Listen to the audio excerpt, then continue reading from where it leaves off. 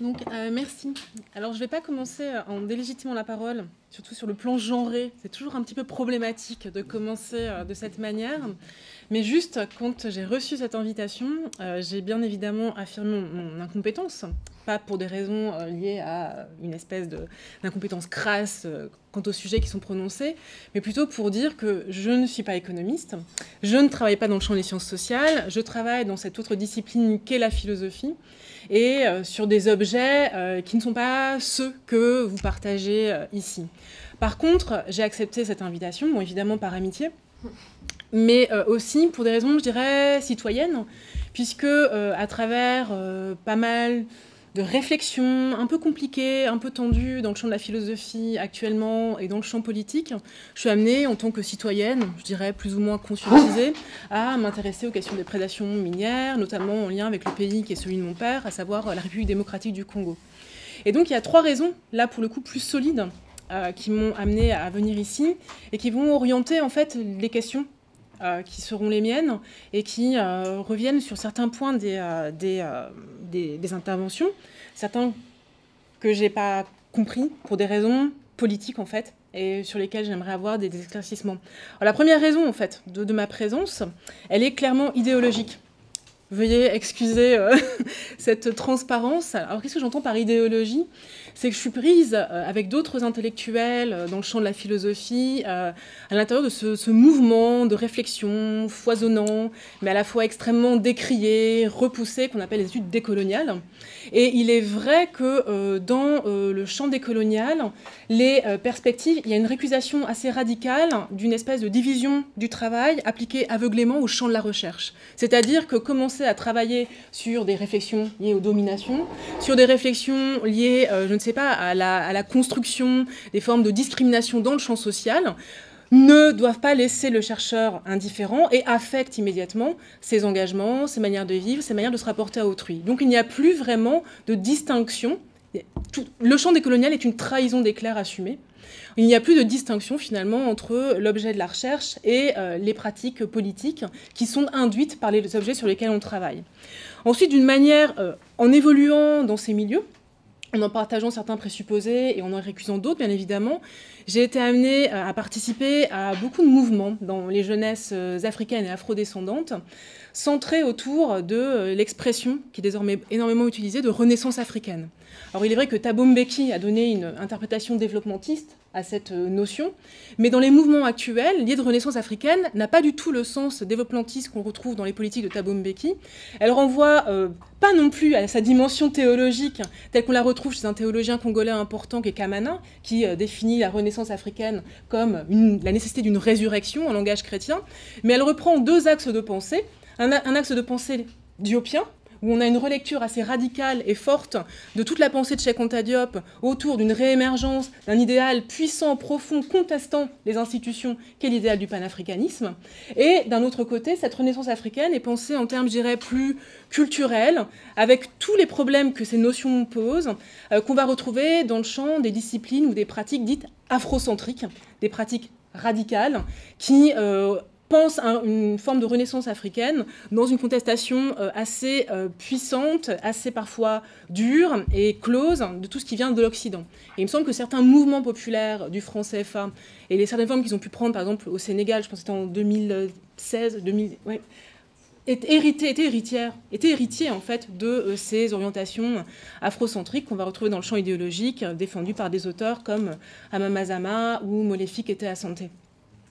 Donc en gros, être pris à la fois dans ces mouvements décoloniaux, être ressaisi à l'intérieur de cet appel d'un ensemble de jeunes dans les Nords et dans les Suds autour de l'idée de renaissance africaine, amène à un moment à se questionner sur ces problématiques plus, je dirais, solides, liées aux problèmes de nouvelles formes de domination, avec le retour d'un mot, celui de néocolonialisme, en fait, pour essayer, pour devenir une grille, en fait, de ces situations, donc à la fois de prédation, liée au champ de la monnaie et au champ de l'extractivisme.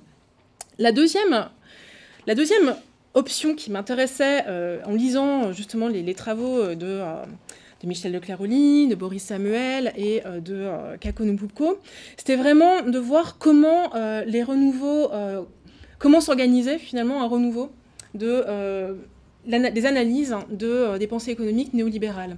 Alors il est vrai qu'il y a eu toute une contestation, il y a eu toute une réflexion sur le néolibéralisme effectuée à partir de la naissance de la biopolitique de Foucault, en fait, qui reste centrée sur une certaine figure du sujet, sur une certaine figure anthropologique, qui est toujours l'homme entrepreneur de soi.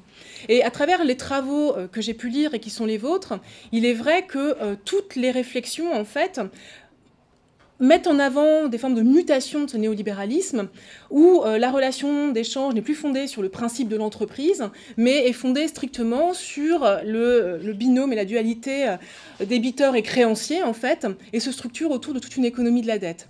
Il est vrai qu'il y a un ensemble de travaux, je pense aux travaux dans le champ philosophique, qui s'appuient sur une relecture de Nietzsche, de Foucault, sur ce travaux de Maurizio Lazzarato, en fait, qui ont complètement essayé de reconstruire toute une économie, toute une figure subjective de l'homme endetté. Même un des derniers livres d'Achille Mbembe, Critique de la raison nègre, se construit autour de cette économie de la dette. Une économie de la dette qui est pensée, effectivement, à partir des situations de violence faites au monde noir, dans le cadre d'Achille Mbembe, mais qui invite à repenser toute une cosmopolitique de l'engagement, de l'antiracisme et de la critique du capitalisme à partir justement de l'invention du sujet nègre comme figure paradigmatique finalement de cette économie subjective de la dette. Donc ça c'était le deuxième point en fait qui m'intéressait.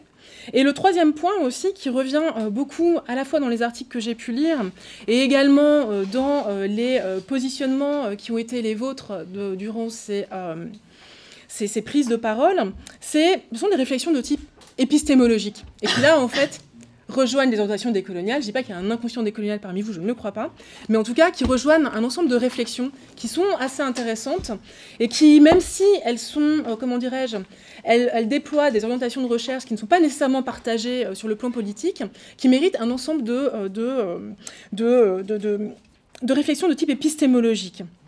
Alors Boris Samuel, vous avez parlé à plusieurs moments des fictions macroéconomiques. Ça, j'ai trouvé ça extrêmement intéressant.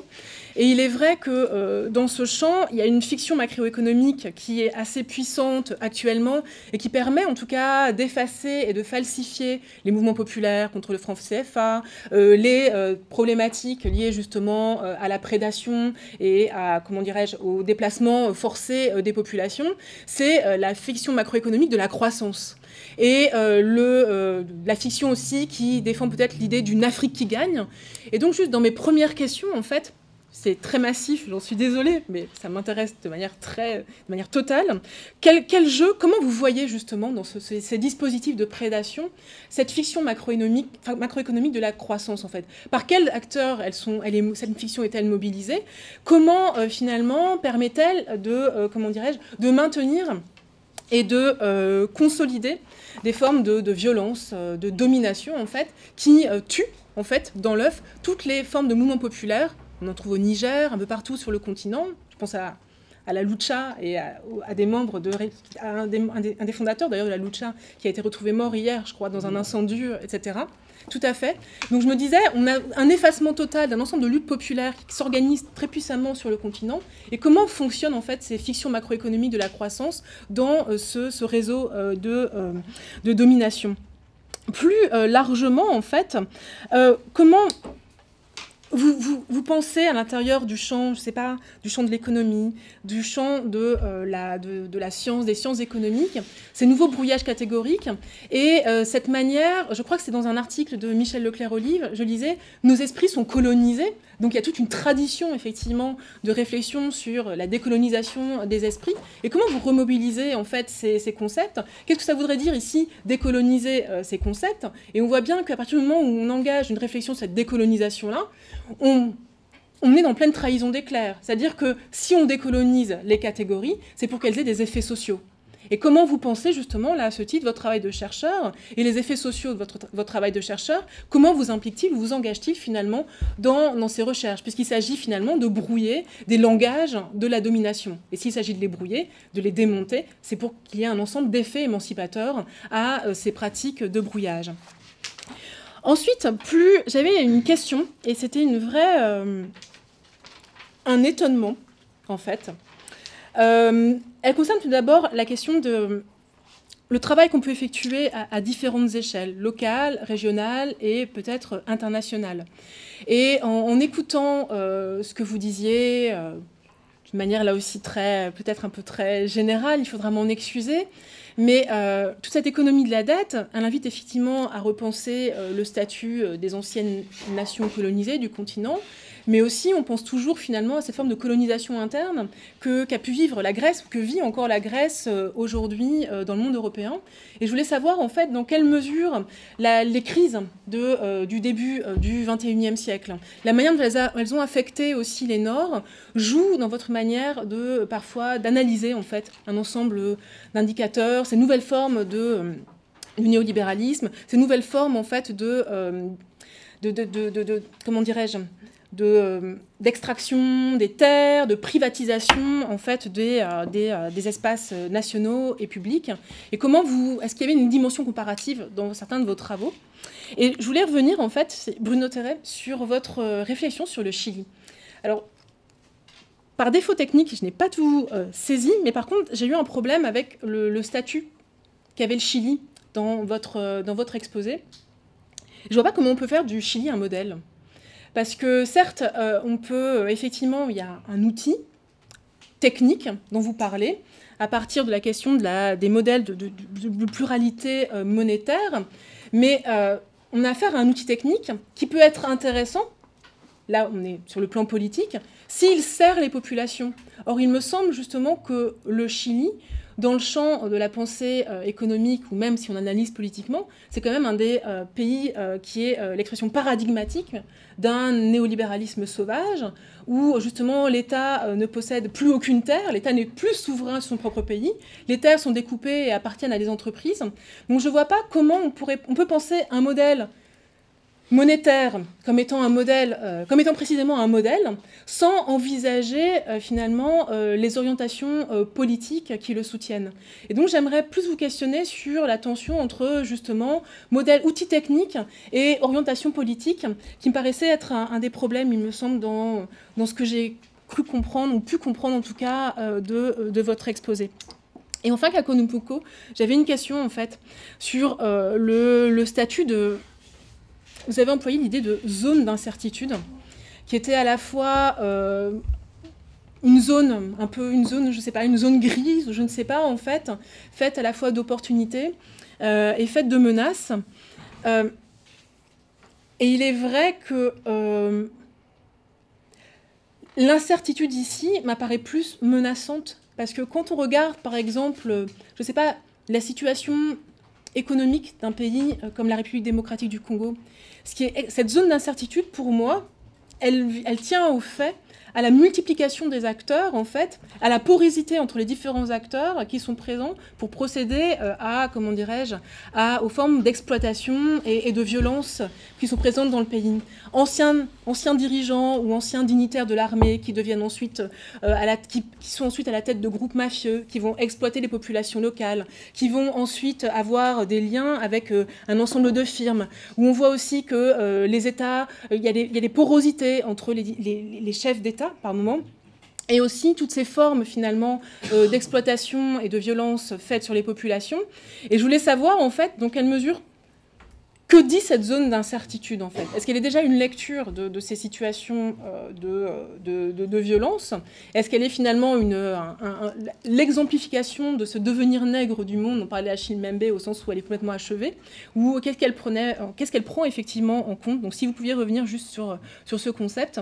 Et enfin, là c'est plus une question générale. Donc vous voyez, ce sont plus des questions plutôt qu'un ordre. Et après, j'imagine qu'il y aura des discussions. Mais dans toutes les réflexions que vous menez, il y a aussi, et notamment sur la question de l'exploitation des ressources et de l'extractivisme, j'aurais aimé savoir, et là ça revient plus vers vous, Michel Leclerc-Olive, le statut des réflexions sur la justice environnementale et comment, dans votre travail, finalement, un ensemble de réflexions, plus il y a l'écologie politique, aux injustices environnementales, aux mythes parfois, ce qui est constitué comme un mythe pour certains penseurs, comment ces réflexions sur l'écologie politique sont-elles intégrées aussi, par moments, à vos travaux?